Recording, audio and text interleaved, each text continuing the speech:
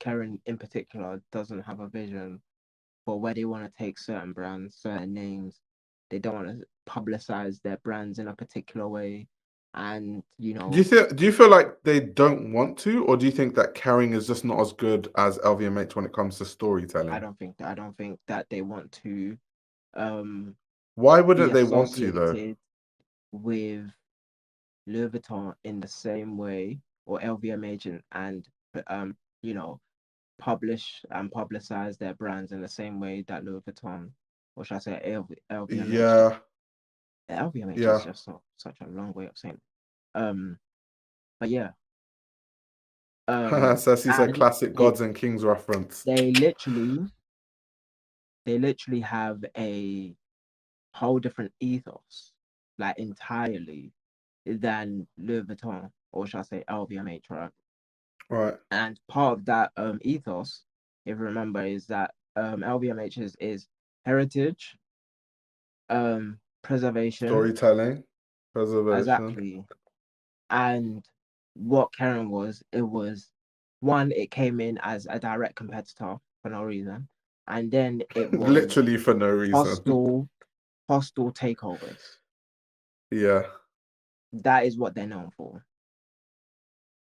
Is that there's like, from the impetus of it, it was, I don't want you to own this. Mm. Especially with Bernard Arnault, like kind of what happened with Gucci. That was a fight. That was a Yeah, battle. That was interesting. yeah. So like, if like you guys can look into it, but like the way that I read it, particularly my personal perspective, is Isabella that Blow is a legend, by the way. But yeah, we'll they continue. don't, Sorry, what are you saying? yeah, they don't value um their brands in the same way that Louis Vuitton does. Now, is Louis Vuitton doing it for money like every other holding group? Yeah, but in that instance, they are creating an alluring story that allows customers to come in and like live in that space. At Mm, least there is an essence or a want to display your brand in a particular way. For Kering, that isn't the same instance. They don't publicize and make their To you answer know this, yeah, LVMH is significantly bigger than Kering. Yeah, yeah, money yeah, wise, yeah. yeah. So they don't want their creative directors to be as famous as you know they think they should be. Hmm. They don't have the engine, they don't have the machine that's behind them, that is valuing the artist as a in particular individual, right? And there is a way to do that, and the artist to tell their story and perpetually tell their story throughout. Like I can count how many times I've seen Demna on video. I've seen Alessandro Michele on video. And these people, or should I say I'm Karen, don't starting to see push. Damna more and more though, do more and more Yes. interviews, especially recently. I don't know why that is, but I've started to see it. But I've seen him equally on video as many times as I've seen Pharrell. And Pharrell has not even been there that long. Mm. And I feel like that's part of the problem. Demna has been there for an extremely long time, and like we're locking into a year with Pharrell. My point being is that, and my perspective on this is that the way that Karen values their creative directors, and even telling stories with these fashion houses and promoting them, and creating just an air around their brands, is just Mm. totally different. It's just totally different from LVMH. But yeah, that's I my honestly, I honestly think that what's his name? Bernard Arnault backs his designers more than Francois. yeah, yeah, I think Francois is more like, yeah, Alessandro Michele, you're not doing what we want. Goodbye. yes, Um, then he's like, Pio Paolo, you're not doing what we want. Goodbye. He's very ruthless. I think Bernard Arnault is like more willing to be patient and actually wait and see, okay, is this going to work? Is this going to work? And like put more backing behind the designer. Personally, Uh, that's what it seems like. And the other side is that Bernard Arnault listens to the youth. Mm, He listens to, if not the youth, his young children that listen to the youth, right? mm, And they're locked in and keyed into a sense, a sensibility of social awareness. And that's how you're able to harness the yeah. culture for your brand's profitability. I don't see Kering doing that in any instance. Like there should be no way that Loewe is smashing Bottega like this. There should be no Mm, way that Givenchy does really, really, really well and like McQueen doesn't do really, really well. There should be no mm, reason. Like, and this is the thing, it's like you could have, or should I say, um McQueen is coming into this area where, it's about to be a certain age and all of these other things, right? There is a marketing machine that can be put behind it to start calling it a heritage house and start selling, key items from their history. However, Karen doesn't talk like that. mm, But if you see the instances with Off-White, Off-White isn't even that old, but Off-White stories being told longer than Virgil has been around. And like the books that they're selling, mm.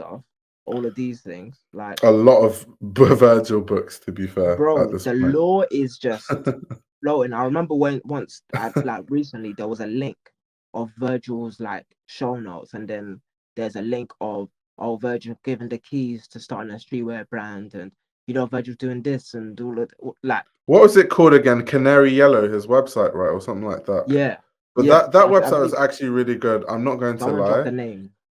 Those Drop were the drop the best show notes. I'm not normally a fan of show notes because they're normally pointless, but Virgil Abloh's show notes were so good. They had his inspirations for the collection, every single look, what it was made out of, what the inspiration for every like that's why his show notes, some of them will be like 60 pages long.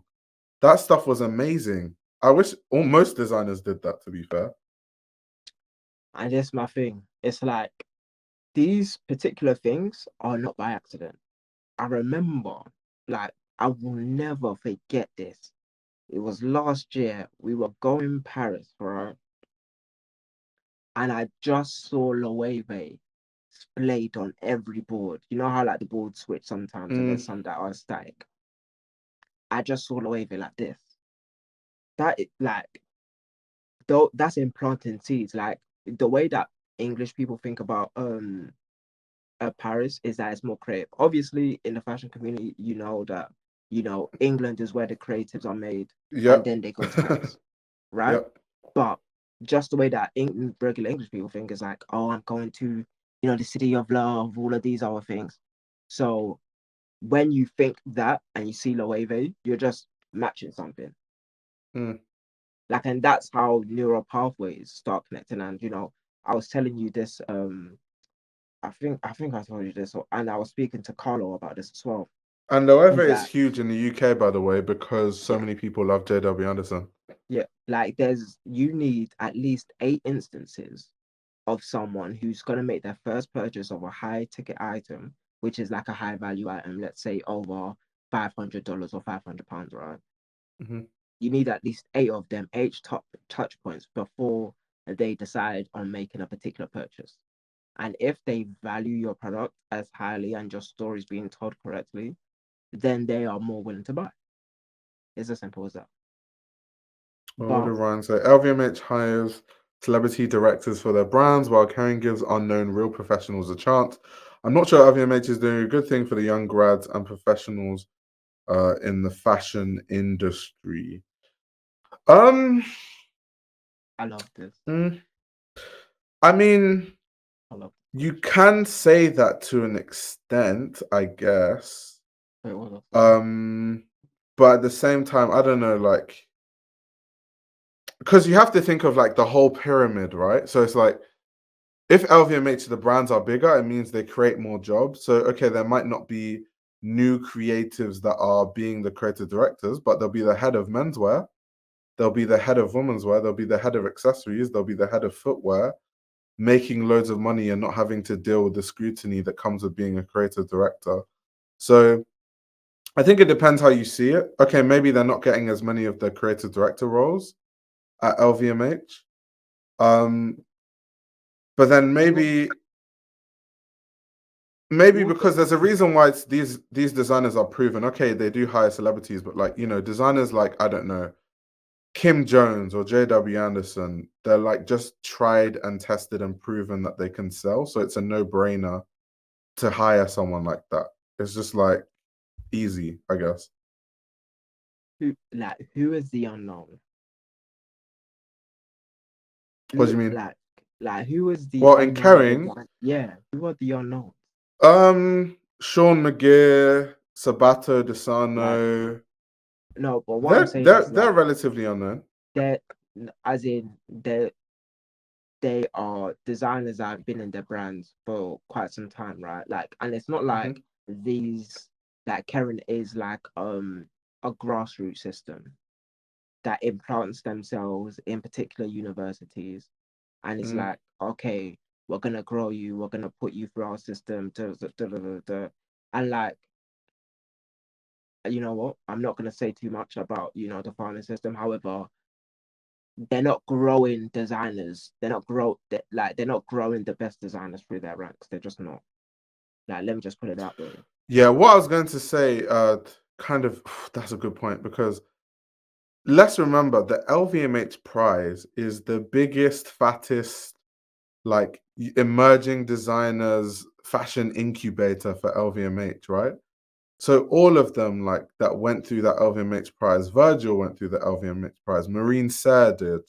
And Marine Serre has worked with a lot of the LVMH brands, and it's been rumored that eventually she's going to be a creative director at one of the major houses there. So I think LVMH also does their part in nurturing young talent. What is Kering's version of the LVMH Prize? You answer me that question, I'll leave you alone. I'll be honest. Like literally, I was in Paris the last fashion week, and I was in the showroom for the LVMH semi-finalists, and the amount of press that came for all these emerging designers was phenomenal. Like it was packed. Like it was absolutely packed. And Bernard Arnault was there too. So I think it just depends how you see it. Because LVMH does put a lot of investment in a lot of emerging designers. Maybe they're not creative directors at the brands yet, but they're heavily investing in these brands. They have mentors working with these designers, and some of them will eventually reach those houses, like Virgil Abloh did. Like many other designers through that have gone through that prize have too. So yeah, I think it depends.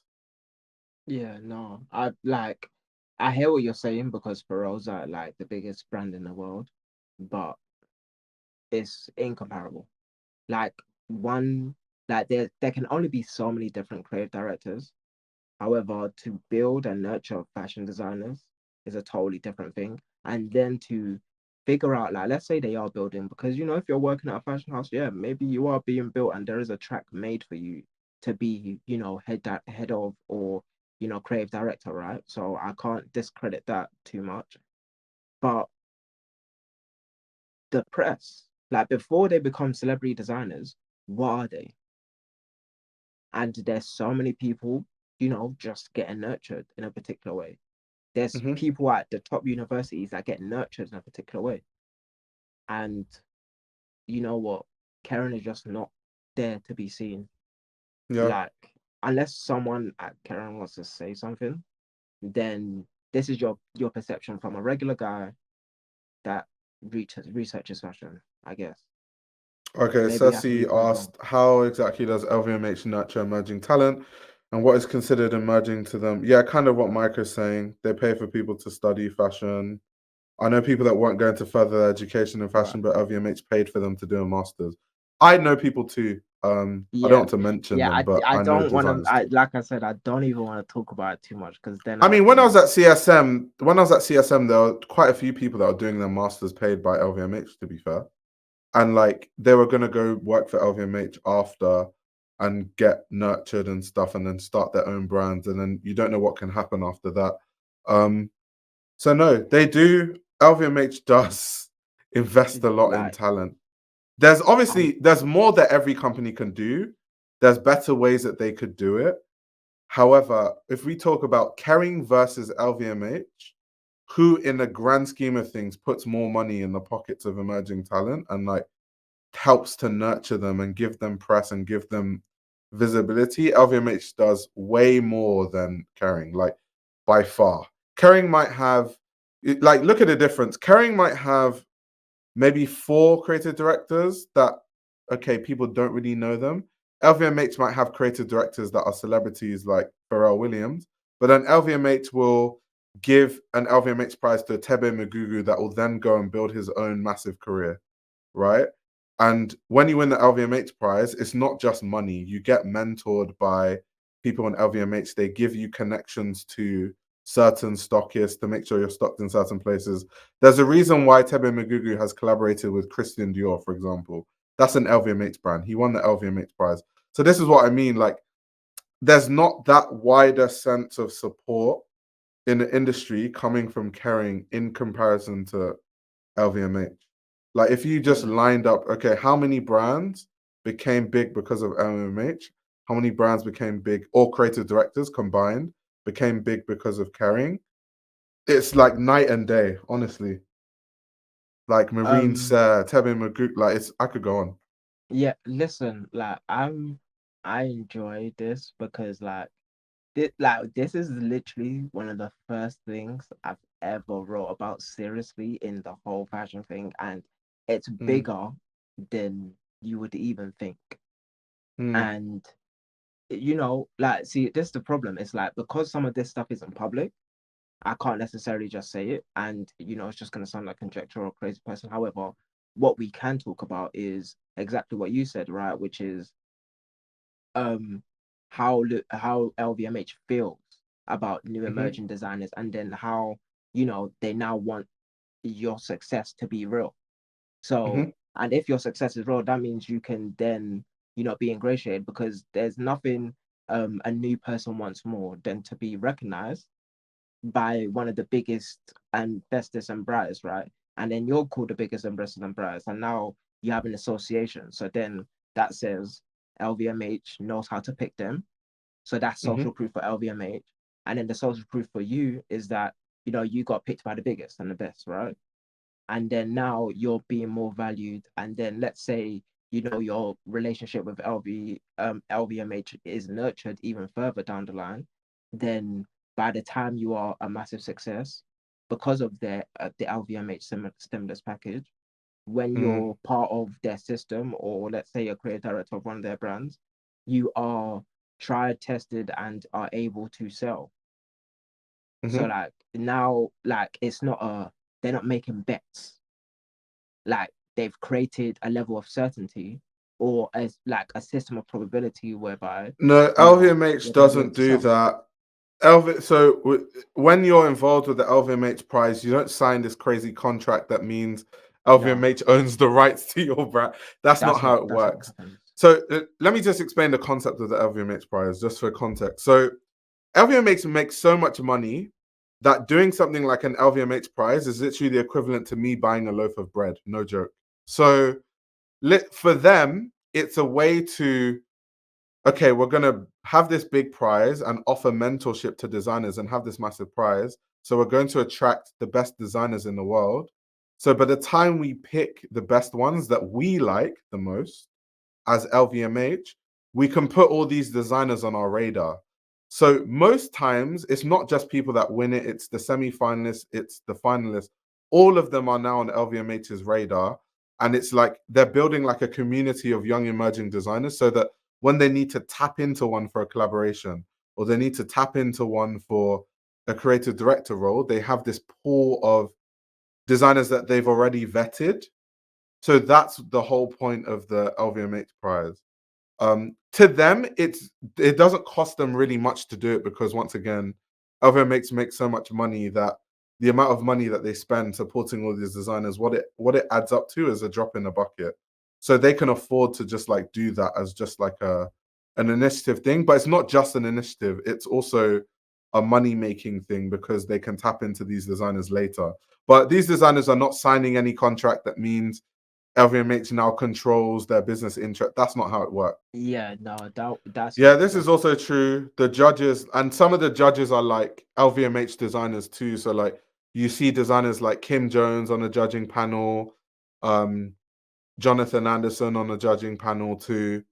So all that sort of stuff. So no, LVMH, if we're talking about emerging talent, since we're just having that, because I think Yeah, sometimes, obviously, if you look at the creative directors, it looks like, oh, LVMH is only hiring these big names and this talent, but that's not the only way that you can make an impact in fashion. Like LVMH is literally supporting whole brands starting up and becoming big names in their own right. So yeah. yeah, it's like building a network that values, The LVMH side is creativity. definitely comparable to buying a loaf of bread. Even if you don't win, you still get exposure and affiliation to LVMH. It's a great opportunity.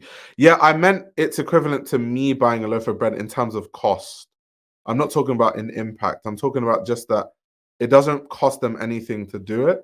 So that's why they're not going to tie you into all these contracts, meaning they own your business interests and all that sort of stuff. Because from their perspective, how they're looking at it is it's not a crazy investment to make where they need to start making sure they get an immediate return on their investment. Like because that's the way they think with their brands. They don't think like that with emerging talent that they work with. It's not the same because with their brands they're investing loads of money, like spending hundreds of millions of marketing. That is not the budget that goes into supporting emerging talent. Yeah, like So that's what I meant when I was saying it's comparable to me buying a loaf of bread. I just meant in terms I of don't think money. they heard the you part, the Yeah. personalization of that. But yeah, like their pool of money is just way bigger. Like, you know what I'm saying? And generally, it can be seen as a charitable cause in a Hmm. sense, right? However, it's not. Obviously, LVMH is a private company slash public company that wants to be profitable, and they have people to be behooved to. However, it's just as we talk about, let's say, how does a new brand, a new luxury brand, how does a child get their idea of luxury, right? Is it through Miss Mm. Dior? Is it through seeing, one of the biggest creative directors in the world be Pharrell, one of the greatest music producers ever type stuff, and then their first instance of fashion is seeing a runway show? Is it Plato's Atlantis? Da, da, da, da. And if those are your first instances, are all connected to LVMH, Mm. then yeah, like This is also true, you're by the gonna end up way. buying LV. 24S, the LVMH owned retailer, do quite a bit of pushing LVMH prize winners brands, to be fair. Yeah. Like there's a lot that they do, to be honest. Yeah, Um, and I guess a lot and of these stories aren't front facing in the industry. I guess that's why yeah, it's and not then talked on about as the other. much. And just to cap off my point is that, so that's how someone builds their idea of luxury, right? You get first contact with them when they're really, really young. So, and think of it as the same way when, you find an Mm. emerging designer. They are not necessarily beholden to you, but they have, a certain level of, okay, yeah, this person really looked out for me when I was Hmm. very, very new. And 20 years down the line, if you're still around, right, you are picked. So that means you can survive the harsh winters like now, which not many people are buying clothes anyways. It's like, deep in a recession and things of that nature. So yeah. Um, but it all depends on how you guys see LVMH, right? But in reality, what they do for the wider community of creatives is, yeah, it's like, if we're comparing it to Karen, it doesn't Mm. seem like that, right? If Karen does all of their stuff in back of house, then yeah. However, the friends that I have, the way that Karen, yeah, we'll see, we'll Yeah, and see. just think about like just all the names, like in terms of like the LVMH part, like Casablanca, Alawalia, SS Daily, who shortly after, like I saw SS Daily's show at Pity, right? Um, not too Yeah, long ago. Chapova Lowena, who are like really having resurgence this year, like Nicholas Daly, Peter Doe, Sindiso Kumalo, who's like one of the like budding South African brands, Thebe Magugu, like Dublé, like Wells Bonner, Marine Serre, like all these designers are designers that like are huge in fashion now and like building their own brands. Like their ecosystem is huge. Their ecosystem is massive. This YouTube channel runs on your support. If you want to support the channel, you can subscribe to my Patreon. You'll gain access to exclusive content that includes everything from my Patreon podcast, where I give a behind the scenes insight into the fashion industry, as well as a fashion book club where I review my favorite fashion books. You can also check out my fashion ebook, which highlights the best fashion journalists to follow, definitions of common fashion terminology, and how to determine what a good source of fashion information is. The links to everything are in the description below.